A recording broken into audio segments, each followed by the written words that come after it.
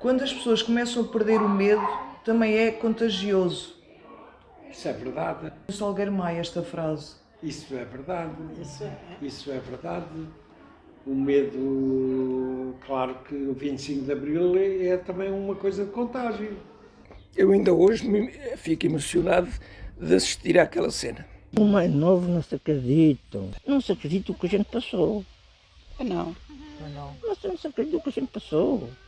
Mas é importante ficar registado o que vocês Pois. passaram. É sempre era um tempo. Era um tempo. Era. Filipe, era um tempo. Tempo muito mau. Era um tempo do pior que havia. pô. Era. Já viste Nem o há que é? explicação. Também era ditadura. Pois. Aí é Nem se podia falar. que- Seu São Francisco, onde é que você estava no 25 de Abril de 1974? Olha, estava a trabalhar na Petrogal, zona de Cabo Ruivo. E então nós estávamos lá, o caminhão estava a encher e íamos fazer um frete a distribuir o combustível. E houve um desses fretes, desses carregamentos. Passou lá a tropa que vinha de Santarém, que é mesmo ali à beira em Cabo Ruivo, ali que agora é o Parque das Nações. Exatamente. E ali por aí baixo. Pois. E então a gente ficámos todos alarmados. Passado aí uma hora ou uma hora e tal, começámos a ouvir na rádio que se estava a dar o golpe de Estado do 25 de Abril. E então recebemos logo lá uma comunicação do diretor para os carros já não saírem. E ficámos, mas a gente naquela altura, quem é que adivinhava que havia uma revolução? Ninguém adivinhava, estava tudo em surpresa. E então assim foi, viemos para casa, a ordem para já ninguém sair, viemos para casa. Vocês lembram-se quando foi o 25 de Abril? Lembra? Só me lembro. Eu estava na Leça de Palmeira a trabalhar, na refinaria. Andámos lá na Conta da brigada. Andava na brigada. Está bem. Estávamos lá na refinaria quando veio o 25 de Abril. E você, Dona Maria? Eu estava na fábrica da brigada. Mesmo no dia 25 de Abril? Mesmo no Mesmo dia no dia 25 de porque Abril. eu estava lá, eu e meus colegas, a gente tão longe, e a gente não sabia o que era isto. Pois. Sim, a gente não sabia, a gente não se ouvia, eu pensava que era uma guerra. E longe, já viste? Pois é. Aquilo Foi mesmo. não havia, as telefonias não diziam nada. Era só de manhã é que começarem a tocar a Vila Morena e tal, e depois a gente a ver o que era. Até o que é que vocês sentiram quando souberam o que era? Até a gente estava a trabalhar, depois o chefe mandou a gente ir embora para casa. Viemos para casa. Mas o que é que você sentiu? Eu nem sei. Eu nem senti nada, eu sabia lá. A gente sabia lá o que era. Eu nesse tempo nem Depois é que sabia. começámos a ver. E quando foi, já a caminho de casa, começa a dar na rádio a pedir médicos e enfermeiros para os hospitais. Porque ninguém estava a pensar, estava tudo a pensar o pior, não era? Quando vocês ouvem as palavras do Capitão Salgueiro Maia, a frase "às vezes é preciso desobedecer", o que é que vocês sentem? Bem, eu acho que é sempre preciso desobedecer quando há injustiça. É preciso pensar pela nossa cabeça sempre. É isso que eu penso. Servem os livros. Pois é. É preciso pensar e, portanto, quando achamos que é preciso desobedecer, tem que se desobedecer. E as pessoas tudo alarmadas de manhã, para ninguém ir para o trabalho, ficar tudo em casa e tal. Não é? Quando foi mais tarde, começaram então a dizer que estava tudo no Quartel do Carmo. O que é que vocês recordam dessa manhã? Cheia de emoções, não é? Eu que na véspera, em conversa com um amigo meu ao telefone, que era professor no ISE, e lhe dizia que o regime ia durar mais 300 anos, isto mesmo na véspera da Revolução. Parece que acertei. Ninguém sabia o que é que podia acontecer, não é? Já tinha havido o 16 de março também, e pronto, e para mim realmente o período entre o 25 de Abril e o 1º de Maio foram talvez o mais feliz da minha vida. E este 1º de Maio é irrepetível. Foi excepcional, foi inexcedível, foi aquela alegria de todas as pessoas. Todas as pessoas se conheciam. Todas as pessoas que conheciam-se, não se conheciam. Foi fantástico. Foi o período mais feliz da minha vida, posso dizer. Bonito. Hã? Muito bonito o seu olhar quando diz isso. Pois é verdade, é que é verdade. Foi um período... Foi um período excepcional. Mas depois ainda se estendeu um bocado. Pois, mas aquele então foi extraordinário. Depois eu também fui lá ao Carmo ver aquele ambiente. Ah, você foi logo de manhã? Logo de manhã fui lá ao Carmo e aquilo era um espetáculo, só que era um espetáculo surpreendente, porque ninguém tinha conhecimento nenhum como é que era aquele ambiente de uma revolução. Quando as pessoas começam a perder o medo, também é contagioso. Isso é verdade. O Salgueiro Maia, esta frase. Isso é verdade. Isso é. Isso é verdade. O medo, claro que o 25 de Abril é também uma coisa de contágio. A primeira revolução Foi altamente contagioso. Aliás, uns com os outros, quando aquela gente toda nem foi eles depois junto imaginaram, dos tanques e isso nem os tudo, militares foi de extremamente Abril, contagioso. nem os militares de Abril imaginavam que havia Que uma havia- adesão tão não, grande da nunca, população nunca portuguesa. pensaram. Aliás, eles passaram a manhã do 25 de Abril a dizer para as pessoas ficarem em casa. Pô, isso. E a verdade é que as pessoas foram para a rua. Na rádio Quer foi dizer, logo, diziam para as pessoas não saírem. E a maior parte das pessoas... Bom, eu saí aqui na rua, de manhã só. Mas depois, muita gente foi logo para a Baixa e etc. E então estava ali rodeado com aquilo e a tropa, os militares em cima dos carros armados. E então, à espera que houvesse uma decisão do Marcelo Caetano. E o Marcelo Caetano estava lá dentro. Só que depois o Marcelo, entretanto, ouviu-se no microfone, nos alto-falantes, que pedia um militar superior. Quem é que foi? O general Spina. Foi o general Spina que estava no quartel da Pontinha. E você sempre lá no Largo do Carmo, Carmo. a assistir. Assistia àquilo tudo. O Zeca Afonso estava aqui na livraria quando ouviu a segunda senha da sua música. Não. Ele veio depois. Ele estava, como eu disse, em casa de Mário Reis, portanto Nas Jorge Barradas. nas Jorge Barradas. Vieram para cá muito cedo, eu acho que às 8 e tal já estavam por aí. E depois fui acompanhar um bocado as coisas. Ainda andei com ele por Lisboa. Nesse dia, Sr. José, nesse dia. Sim, nesse dia, sim. Na manhã toda. Que espetáculo. Depois à tarde, os cantores, começaram a tentar encontrar-se. Os quê? Os cantores, os vários cantores. cantores habituais, Vitorino, o Sérgio Godinho, o Fausto, enfim, todo esse, o Fanhais. E então o Zeca, na tarde, já se dirigiu para esse grupo de pessoas. E, entretanto, lá veio então foram ao quartel da Pontinha buscar o general Spínola, mas antes disso, esse oficial, o Salgueiro Maia. Já agora, em relação ao Salgueiro Maia, eu que gostava de recordar aqui, que já depois de 25 de Abril, o professor Cavaco Silva negou, o presidente Cavaco Silva negou a pensão à viúva de Salgueiro Maia e deu uma pensão ao Pide Tinoco, que era um torcionário. O que é que o senhor sente em relação a isso? Revolta. O Salgueiro Maia tinha dado ordens ao pessoal que se ele não se rendesse para invadir a porta lá do Carmo. Entretanto, o Marcelo Caetano lá decidiu, viu que era o melhor, e decidiu render-se. Lá veio, então entregou o poder ao general Spínola. Ora, aquilo quando foi essa entrega, aquilo era para ali uma ovação de palmas, e ali a malta toda a gritar e tal. O que é que o Zeca Afonso lhe disse nessa tarde, que andou consigo por Lisboa? Ui, sei lá, nós estávamos... Aqui estava tudo em fora. Isto era uma toda a espécie de gente. bebedeira coletiva, não É é? a bandeira Exatamente. coletiva. Era uma bandeira coletiva. Era mesmo. Era mesmo. Era uma coisa... Realmente a alegria não Primeiro era, que não nós era, estávamos- era múltipla, era...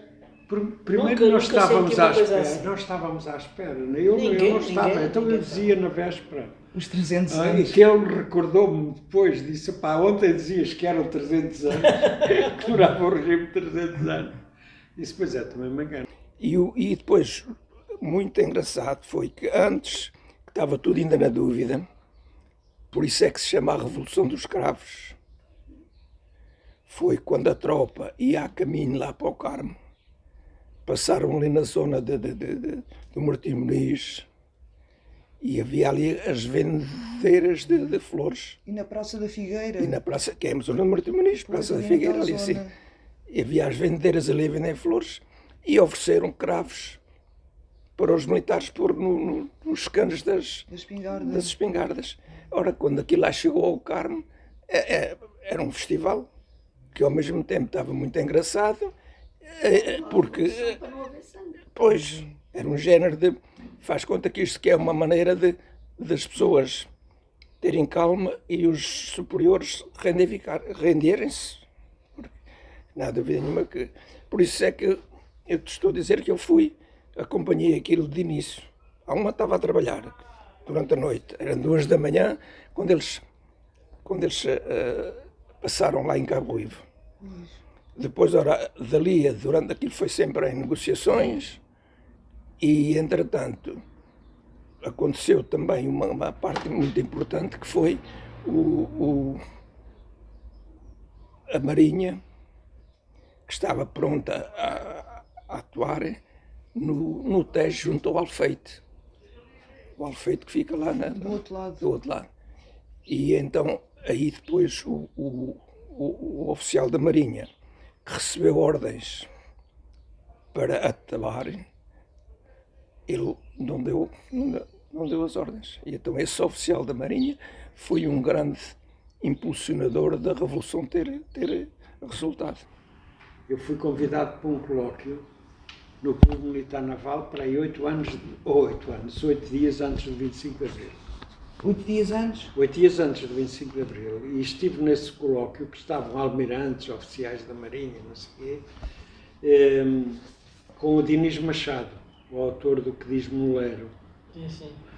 O livro, pois. Até o tratei por Dinis Moleiro. Eu fiz Dinis Machado. E no final há perguntas e respostas. Mas o panorama que eu tracei sobre a situação do livro e da PIDE e das apreensões de livros e dessas coisas era tão mau, ou foi tão mau, que uma das perguntas que me fizeram foi, em meu entender, o que é que se podia fazer. O que é que acha que esse panorama tão mau que você traçou, o que é que se podia fazer? E eu disse, eu acho que vocês é que podiam fazer alguma coisa, eu posso fazer pouco. Se vocês estão em muito mais condições, têm muito mais condições para fazer alguma coisa que eu. Atenção, eram todos oficiais da Marinha. Estava comandante dos submarinos, estavam almirantes. A Marinha foi sempre uma força muito progressista. Mora aqui atrás esse comandante da Marinha que me levou lá para este colóquio. Mora ainda aqui, ainda está, já veio aí à livraria. E na altura que eu disse isto, vocês é que podiam fazer alguma coisa, eles riram-se. Já sabiam. Eles já sabiam. Eu achei muita graça essa história. Uma semana antes. Uma semana antes, rigorosamente uma semana antes. Porque ele recebeu ordens do chefe da Armada naquela época, não me recordo quem, não sei se era o Terreiro, penso que era não sei o que é Terreiro. E ele não transmitiu as ordens ao pessoal. Acabou a Revolução em bem, aquilo foi uma noite inesquecível, porque eu, e assim como milhares, era tudo uma novidade e sem saber o que é que ia resultar. Portanto, havia políticos que já tinham mais ou menos uma ideia do que era aquilo, mas a maior parte das pessoas ninguém estava à espera. Portanto, deu-se aquele episódio todo e acho que resultou para o país, porque principalmente, tanto que as pessoas naquela altura o que mais gritavam de alegria era a liberdade. Sr. José, o senhor fundou esta livraria em 1969. Sim. Na altura, como é que a PIDE controlava os livros que vocês vendiam? Vamos lá ver. A PIDE controlava os livros através de autos de apreensão. Eles tinham...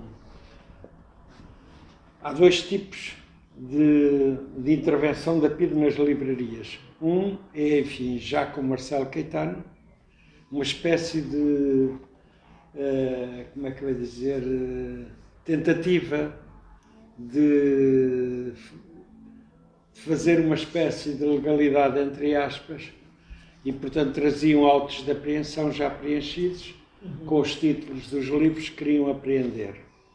Mas eles faziam outro tipo de apreensões, e o Olmeiro foi vítima desse tipo de apreensões várias vezes, que é aquilo que o Dr. Fernando Rosas, num trabalho sobre as livrarias da Resistência, escreveu que este tipo de apreensões, quando eles levavam 3.000 livros, ou 2.000 livros, etc., eram tentativas de acabar com a livraria. Com o Olmeiro fizeram-no várias vezes. Portanto, não são poucos livros, são muitos livros. Milhares de livros, se calhar. Milhares de livros, sim, milhares de livros. Milhares de livros que lá ficaram. Eles depois, houve um dia que me começaram a mandar postais para eu ir levantar um livro. Tinham levado 3.000 e mandaram-me postar para eu levantar um livro. Ok. Eu fui a António Maria Cardoso levantar um livro. Um livro que eles queriam. À segunda ou terceira vez, já não me lembro, eu disse, olha, vejam tudo e depois chamem-me. Que eu não estou para vir cá levantar um livro de cada vez. Da última vez foram 3.000, portanto vou andar para aqui a caminhar pelo menos 3.000 dias para receber os livros. Portanto, quando quiserem, tenham tempo para ver isso tudo. Mas acham que o facto de, nos anos 60, mais de 40% da população portuguesa ser analfabeta contribuiu muito para tantos anos de ditadura? Enfim, Ou é uma bola de neve? eu acho que a ditadura é um processo longo, que de certa forma também entronca em alguns erros da República. Okay. Mas não há dúvida que o Salazar, a partir de 1933, transforma isto numa ditadura. Nos primeiros anos havia aquele processo ainda do Sidónio Paz, o sidonismo. Havia uma grande percentagem de analfabetos. Depois, mais de 40%, nos anos 60 era mais de 40%. Não, é preciso dizer que o analfabetismo está na origem de uma coisa que é a ausência total de espírito crítico. Pois é. Portanto, sem as pessoas as pessoas poderem... Eu não digo que as pessoas devessem ler e receberem passivamente tudo o que leem. Eu acho que o que é importante, aquilo que eu dizia a um pedido que me interrogava, é que quando ele dizia o que é que você pretende quando edita livros, eu só pretendo contribuir para o debate de ideias, não tenho mais ambição nenhuma. Podia-se falar, eu era para ir para a França, mas fui chamada à Câmara, a uma senhora que lá estava a perguntar-me o que eu fui lá tratar do passaporte, para passar o passaporte, e ela disse, eu disse que ia passear, todavia trabalhei, precisava de ir um passeiozinho. Ela disse-me assim, olha, faz o senhor São bem. Foi? Foi, faz o senhor São bem. Ao fim de 2 ou 3 dias aparece uma carta um bocado indeferida, é verdade. Era a PIDE? Era a PIDE. E então a gente punha-se às tantas da madrugada a ouvir aquele rádio. Era o rádio Moscou, com fio, que era política. Então, mais sempre a pau com a PIDE, que a PIDE andava por lá, faz como que era uns cães a caçar os coelhos. E chegamos a estar lá dentro do autocarro, lá na garagem, faz como que daqui há aqueles pinheiros, mais longe. E a gente olhar e ver os gajos à porta. Pagava-se logo aquilo. Pois até havia uma forma de pôr um copo de água em cima da rádio para não ser transmitido o som. Falava-se isso, que impedia de expandir o som, porque havia muitas pessoas que, uns por suspeita, outros mesmo por realidade, que andavam a ser escutados. As pessoas não podiam, olha, por exemplo, eu que chegou a acontecer muita vez, lá na zona onde eu trabalhava, aquela zona ali era uma zona muito industrial, trabalhava muita gente. E então os ativistas espalhavam papéis para as pessoas lerem E então, o que é que as pessoas, como eu e outros como eu, tinham medo de apanhar os papéis. Cada vez que levavam mais de, sem ser o PIDE que vinha levantar um livro, cada vez que levavam Os 1000. quantidades a partir de 1000, 1500 livros, levavam-me também a mim. Isso era... Já era muita gente a ler, já não podia ser, né? Era. Eu vinha logo buscar a pessoa. Vocês conhecem alguém que foi preso para PIDE? Eu não. Eu não conheço. Eu não conheço. E tu também Foi não. o Alvo Pinhol, Não, eu digo aqui de Bragança. Não, Sr. não. António. a de Bragança. Bragança Ai, foi. foi. Teve preço para PIDE. Também foi o bufatão. Um dos naqueles tempos. E só me passou muito. Por isso é que ele era contra isto tudo, né? Porque havia esse sistema da PIDE, Da ditadura. de ditadura, que ninguém podia se manifestar em nada, com muita razão que pudessem ter, mas ninguém se podia manifestar em coisa nenhuma. E acabou a censura. Colonial. Pois, essa foi outra parte muito importante da guerra colonial, porque naquela altura havia milhares de mães aflitas porque estava a chegar-se à altura dos filhos, uns já lá estarem e outros irem a caminho para lá, para o ultramar. Porque a guerra teve milhares de vítimas, não é? Teve milhares de vítimas. Digamos que o regime é responsável pela guerra, mas também é a guerra que acaba por contribuir para o fim do regime. Pois foi. Na medida em que começaram a precisar de aumentar o número de mobilizados para a guerra, sobretudo a nível de oficiais, tiveram que ir buscar pessoal universitário E que começou depois e também que eram muitas capitães, deserções. alferes, portanto oficiais. Porque 90% da população masculina do país estava na guerra, nos anos 60. Em idade de tropa, sim. Havia a história Pois, do Cousa sabia. da Arriaga, que era um general reacionário, o comandante-chefe em Moçambique, responsável pelos massacres de Tete, que nós, aliás, denunciámos no livro. E aconteceu até que eu moveram-me um processo. O Estado-Maior-General das Forças Armadas moveu-me um processo para a edição do livro, já depois de 25 de Abril. Aliás, há pouco tempo a RTP1 fez um programa comigo e com o autor das notas do livro. O livro é inatacável, porque o livro tem os documentos secretos que provam inequivocamente a existência dos massacres. E esses documentos têm tudo. Os padres que estavam em Moçambique, que acompanharam e denunciaram estes massacres, os próprios documentos do Estado do comandante-chefe das Forças em Moçambique, do Cousa da Arriaga. Até há quem diga que ele desistiu da candidatura à presidência da República nos anos 80 por causa deste livro, porque não achava que aquilo... O livro chamava-se? Massacre na Guerra Colonial.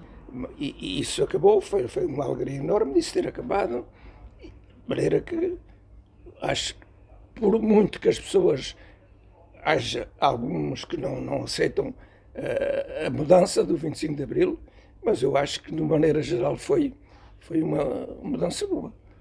Quando você estava lá no Largo do Carmo a assistir a tudo, o que é que as pessoas falavam? Olha, as pessoas era tudo exigia era liberdade, liberdade, liberdade, liberdade, porque estava tudo subcarregado da pressão que existia e então o que pretendiam era liberdade. E depois quando foi a tal rendição, é que foi uma explosão de alegria e de gritos lá com aquilo. Eu ainda hoje fico emocionado de assistir àquela cena. Ora, aquilo Largo do Carmo, aquilo é grande. Pois é. Aquilo é grande. Aquilo tem umas árvores por ali assim, naquela rua que vai mesmo para a sede da CP. Havia aquelas árvores estavam cheias de gente. Nos carros para aí fora. Que subiram por cima das árvores para estar a assistir. aquilo é um espetáculo, mas um espetáculo, portanto, que fica de memória. E até muitas pais e mães com filhos ao colo, porque a pensar bem, estamos a fazer uma luta para o futuro dos nossos filhos. Aquilo era portanto, para mim era uma coisa inesperada, que não estava nada organizado. Não estava nada organizado, quer dizer, a nível pessoal. Pois. Porque a nível técnico, militar, isso Só estava... eles é que sabiam. Exatamente. Agora, a nível pessoal, não estava organizado. Não era como hoje, que se, até através das tecnologias, consegue-se mobilizar Pois é. pessoas por uma concentração. Naquela altura não havia nada disso. Então aquilo foi espontâneo, as pessoas tudo a lutar por uma causa que era justa. Porque estava tudo farto de ditaduras e PIDs e o rei. Você lembra-se da primeira vez quando foi votar? Olha, pois lembro. Foi, passado já, acho que foi em 76, não, pois, foi em 76. Foi em 76 a primeiro Presidente da República. O número de pessoas a votar foi o maior de sempre em Portugal. Mas só que me recordo foi que tivemos horas na fila para ir votar. Porque, portanto, compreende-se que era assim, porque era a primeira vez que se votava.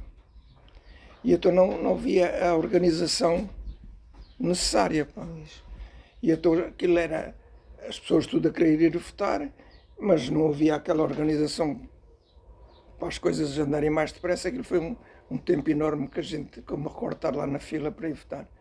Mas estava tudo satisfeito, tudo queria era votar. É muito bonito, o seu olhar diz muita coisa do que você está a contar. Pois, escuta, pode representar o meu olhar, porque eu estou a dizer isto, mas estou a lembrar daquela imagem. Pois, eu estou a perceber, está a recordar tudo. Estou-me a lembrar daquela imagem, que aquilo era uma coisa espetacular. As pessoas tudo empoleiradas naqueles muros, naquelas árvores, e tudo a gritar liberdade, liberdade, liberdade. Qual é para vocês o sentido da palavra liberdade nos anos que correm? Nos anos que... Agora. Atualmente? A liberdade, para mim, é a liberdade. A liberdade, que para mim, foi adquirida no 25 de Abril. E foi extraordinário. E tem-se conseguido manter, embora muitas conquistas que se esperava obter não se realizaram, não se concretizaram. Eu acho que a liberdade é igual ao oxigênio. É o ar que se respira. Quer dizer, é impossível admitir viver num país sem liberdade. Muito tempo. Agora, cuidado, as coisas nunca estão adquiridas. Eu acho que é preciso sempre estar atento